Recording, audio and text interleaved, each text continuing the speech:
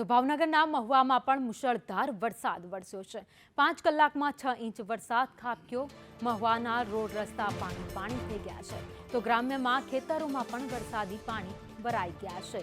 તો 5 કલાકમાં 6 ઇંચ વરસાદ વરસતા મહુવા પાણી જ પાણી થઈ ગયું છે।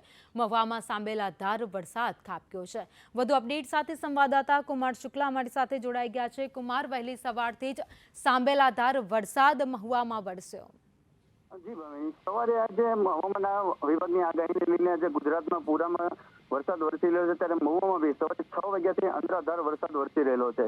સવારે 6 થી 11 વાગ્યા સુધીમાં અંદાજિત 6 ઇંચ વરસાદ પડી ચૂક્યો છે અને હાલ મહુવાના નીચાણવાળા વિસ્તાર જેવા કે ગાંધીબાગ વિસ્તાર, સ્ટેશન રોડ વિસ્તાર, મેઘદૂત વિસ્તાર, ખારઝાપા વિસ્તાર, કેબિન ચોક વિસ્તાર, તમામ જગ્યાએ ગોઠણસમાં પાણી ભરેલા છે અને વાહનોને પસાર થવામાં હાલાકી ભોગવી રહી છે।